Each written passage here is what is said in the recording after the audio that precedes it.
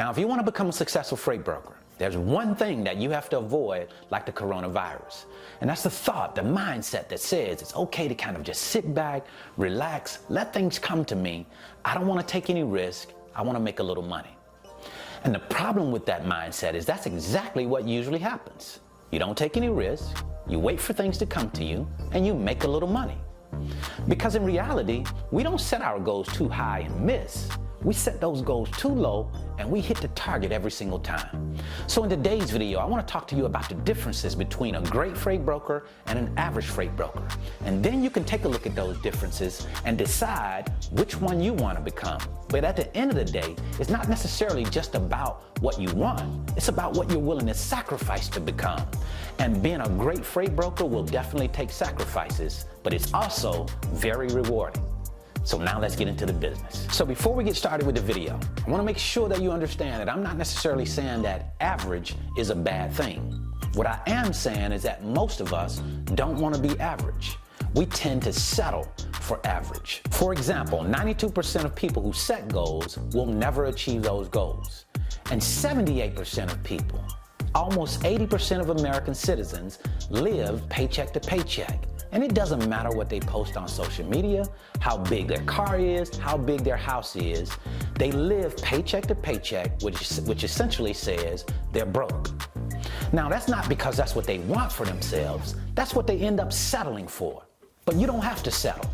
You can have anything that you want as long as you're willing to make sacrifices. First, let's discuss the obvious difference between great freight brokers and average freight brokers. You see, great freight brokers will always have an intentional focus on customer acquisition.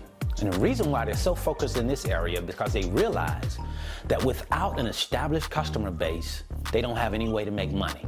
They don't have any way to grow their business. They realize that the customer is the key to their success.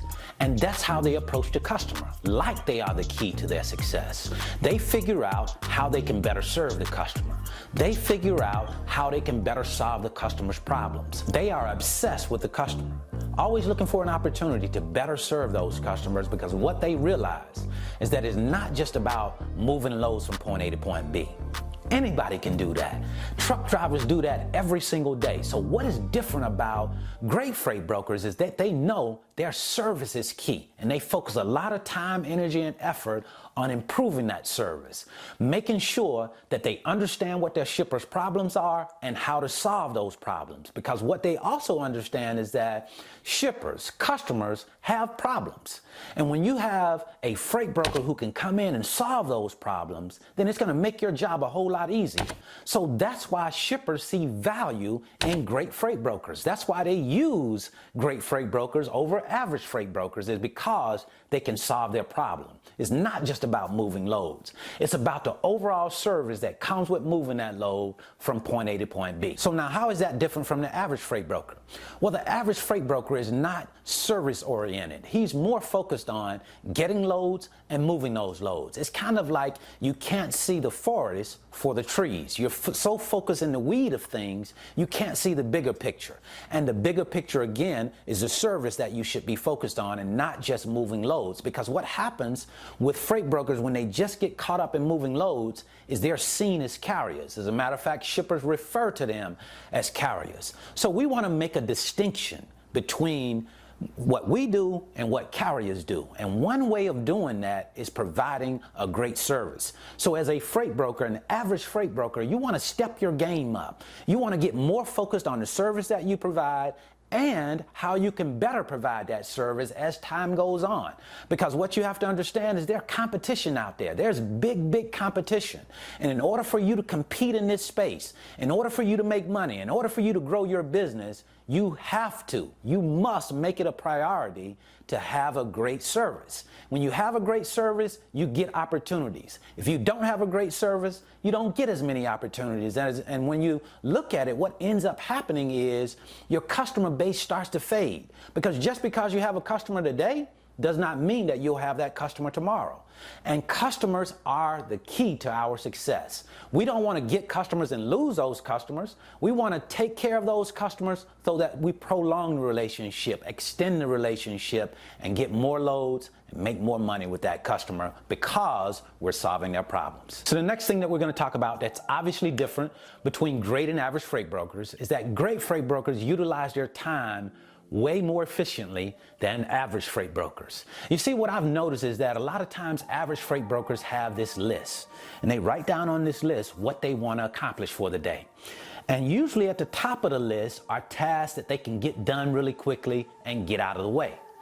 And the problem with that is the real meaningful, purposeful tasks are at the bottom of the list, and they don't usually get to those. And then the next day they put some more trivial tasks up front. Whereas the great freight broker, he's going to focus his time, his energy, and his effort on the most meaningful, the most purposeful tasks, the tasks that he really has to get accomplished. And he's going to put those tasks at the front of his list. So if he only gets 3 things done that day, then he's gotten the 3 most important things that he's needed to get done. It's very important that you focus your time, your energy, and your effort on time management, managing your time efficiently, because we only have so much time. Just like you have 24 hours in a day, I have 24 hours in mine. It's all based on how we utilize that time. And great freight brokers tend to spend their time doing things that are going to push their business forward, the big task, not the trivial task. Another big difference between average and great freight brokers is great freight brokers will pay very close attention to their carrier network. Now, you heard me earlier talk about how important the service is and how we want to make sure that we're able to solve our shippers' problems.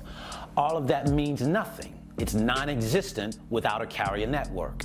So great freight brokers focus a lot of time on building carrier networks, building relationships with carriers, because this is how it works. When you start working with carriers and you go to load boards, you're starting over every time you go to a load board with a new carrier. We don't want to do that. We want to be able to cover some of those loads with our own network, because we're not starting over with these guys. We already have a relationship in place. We've moved loads before with these carriers, so it's better to move loads with carriers that you've already moved loads with before. They've proven that they'll do what they say they'll do. So we obviously want to work with those carriers. So you have to start and create that network, basically keep a spreadsheet with those carriers on it, or it's also housed in your TMS, or however you want to house it. It's important to have all of those consolidated in one area so that when it's time for you to go and find a carrier, you go to your carrier network first, your established network first, and then if you can't get the load covered there, you take it to the load board. But what we find is that average freight brokers spend a lot of time on load boards. They try and move all of their loads from the load board without establishing a carrier network. And remember, if you don't have an established carrier network, then you're probably not going to have a really good service in place, because your service is all based on the carrier. So spend time, your attention, and focus on building a carrier network, a solid carrier network that you can depend on. Last but certainly not least, we're going to talk about the big money-making difference between great freight brokers and average freight brokers. Great freight brokers don't wait around for customers to send freight.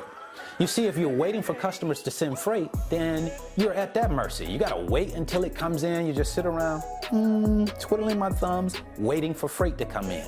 Well, if you have to do that, then that's gonna limit the amount of money you make, because you have to wait. And when they send it, then you have an opportunity to bid and possibly move that freight.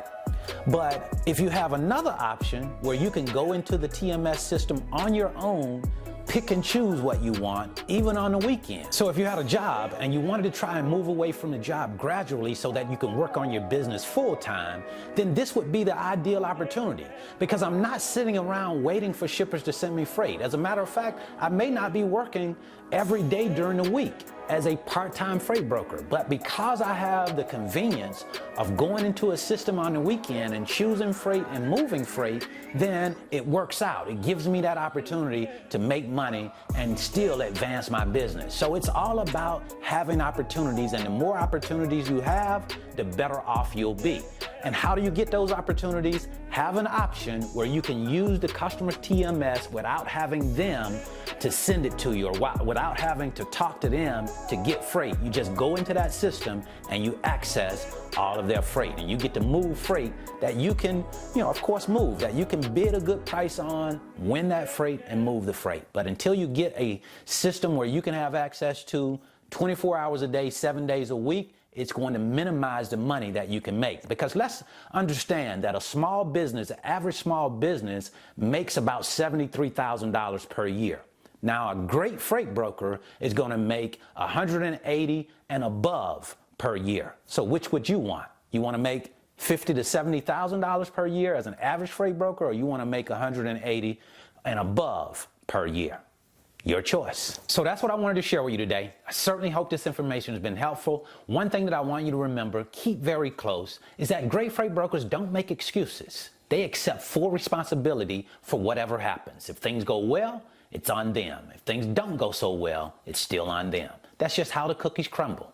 So now, if you're interested in learning more about how that TMS system works, you want to get a good view of it, I'm going to give you a video here that will allow you to see me working inside of the TMS so that you can have some idea of how that system works. So until the next time, see you at the top, because the bottom is much too crowded.